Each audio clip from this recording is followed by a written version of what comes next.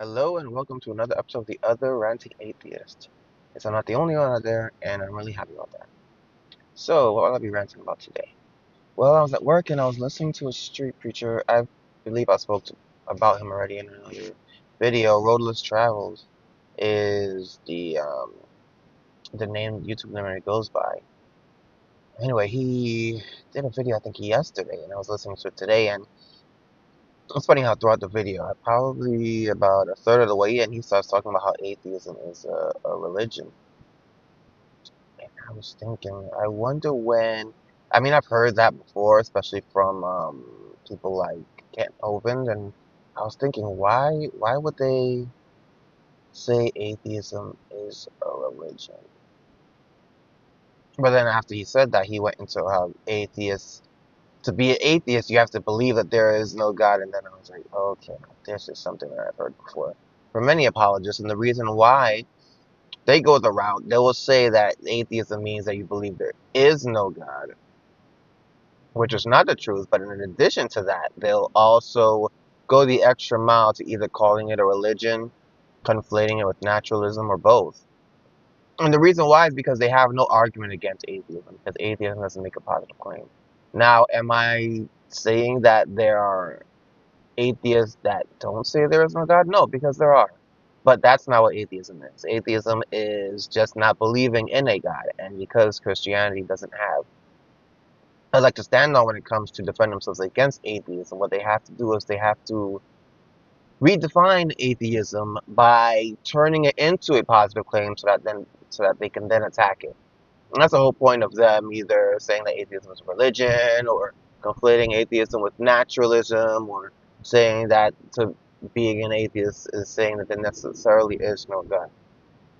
Now, me as an atheist, while I would not go as far as to say that there is no God, I just don't believe in any gods.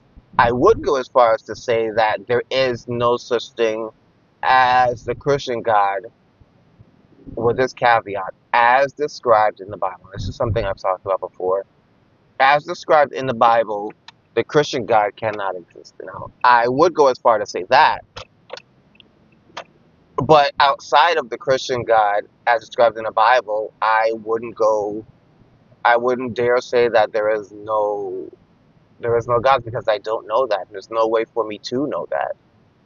The reason why I can go as far as to say that the Christian God cannot exist as described in the Bible is because the Christian God, as described in the Bible, is logically inconsistent, and that's a point that many apologists would talk about. They would say that God, his nature is logically consistent, so God has to be logically consistent. So since the God of the Bible is logically inconsistent, and the Christian God can only exist with a nature of logical consistency, therefore the God of the Bible cannot exist. So that's really according to the only reasoning of the apologists who defend the Bible. But outside of that, I wouldn't go as far as to say that there are no gods.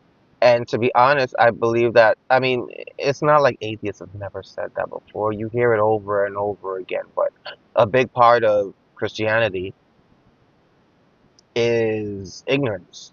You know, when you believe that you have the truth, then you have no reason to listen to any opposition.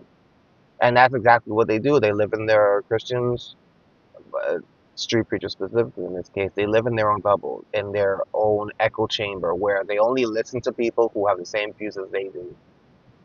And they disregard everyone who has anything to say that doesn't line up with their views. And that's how you end up with people who say stupid things like atheism is a religion. It's not a religion. What's the definition of a religion?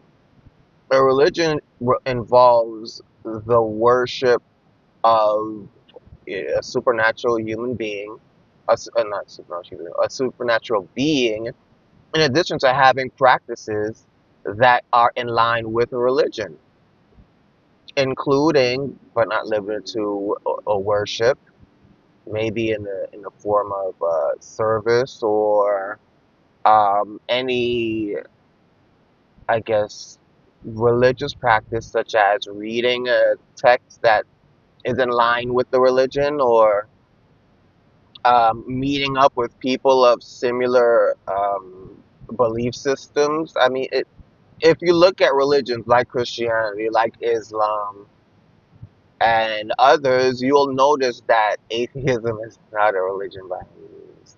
And like I said, atheism cannot be attacked in and of itself the way that it actually is. And so, what Christians have to do is they have to redefine it in a way where atheism asserts a positive claim so that they can attack it.